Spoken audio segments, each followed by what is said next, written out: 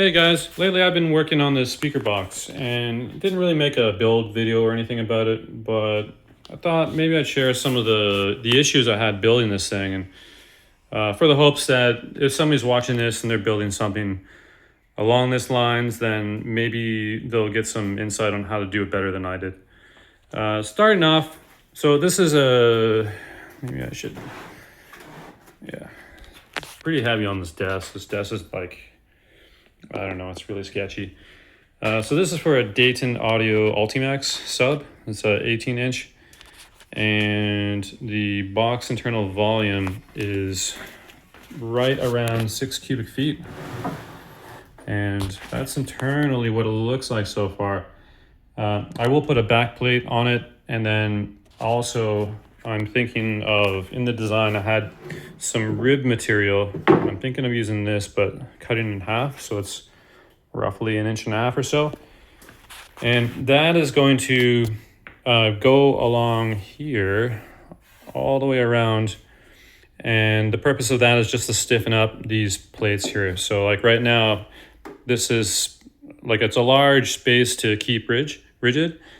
And the purpose of that is, instead of dividing in half, we divide in quads. And then that way, like over here in this section here, it's not as flexing and the sub is not pulling it out so much.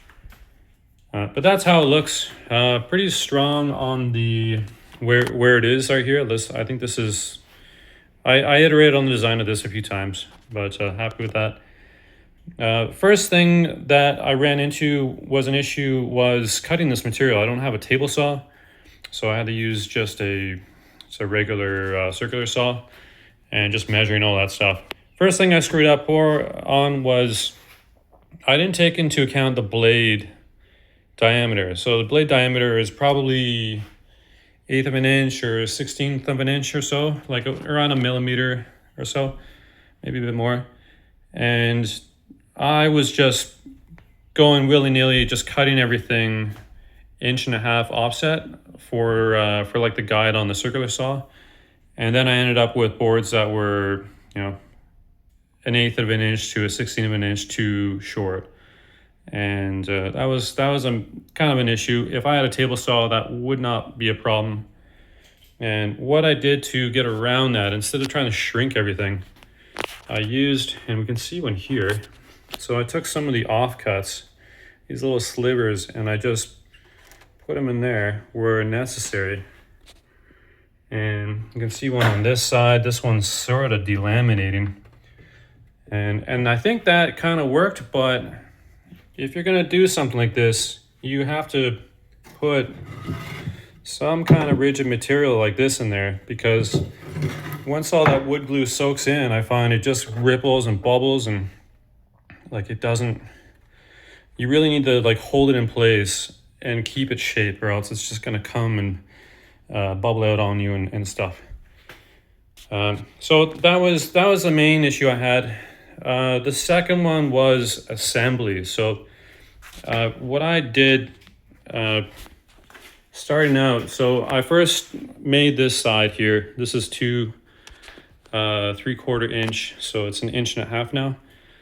And I took the schematics and dimensions of the sub and built this, and this is great. This is perfect. This is like all the holes, bolt holes, everything is exactly how it needs to. The sub fits in with like 0.5 millimeter or so into that recessed area, which is great. So I put this face down like that, and then I put the internal part on top of it and glued that in place. And the next issue I had was the alignment of this was not perpendicular, like perfectly perpendicular with that opening face. So like on one direction, let's say the left and right side, they were bang on, but like the top and bottom side, if you imagine this thing on its like sitting facing down, those were kind of like on an angle like that.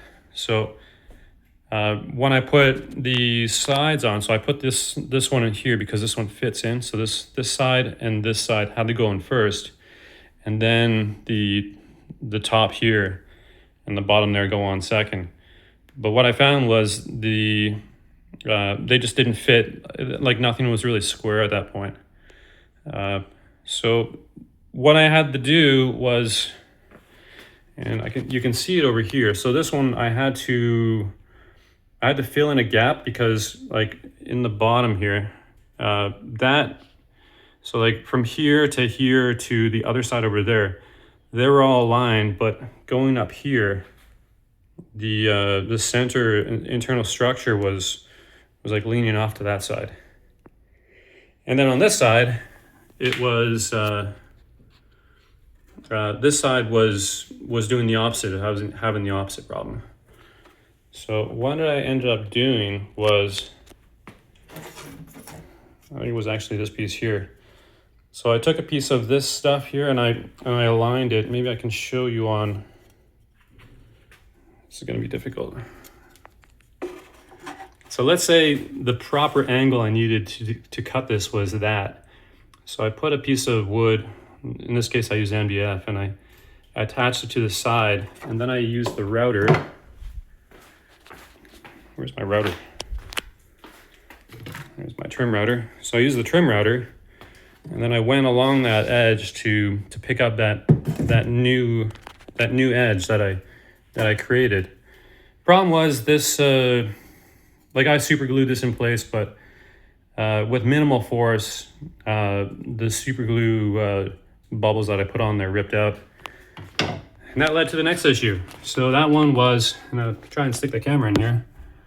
So I took out a huge gouge over here, and that's no good because now I have something I gotta fill, and it is in many places too like thinner than this, but then it gets up to like maybe a centimeter or so. So then what I ended up doing, instead of trying to, like I had to fill it with something. So I just took some of this hardwood chips down there and mixed it with some wood glue and just formed it into place. And that seemed to work all right. So now there's enough material in there where it's filling in that gap, and I think it's going to be strong enough. So those were the main issues that I found with this, and still building it. And my next thing I got to deal with is the surface here with these. Like I got to put the surface on here, and in some cases down here, we can see this one. So this one is sticking out too much. Same with this side. Same with over there as well. And yeah, so it looks like I have to get everything here in plane. And what I'm probably going to do with that is take the router, what do you call this thing? A router bed, like a DIY router bed. So if you saw the previous video, I used it for basically doing like a makeshift router bed plane to do like surfacing. So what I'm going to do is probably stick some wood on each side, and then I can pick this thing up.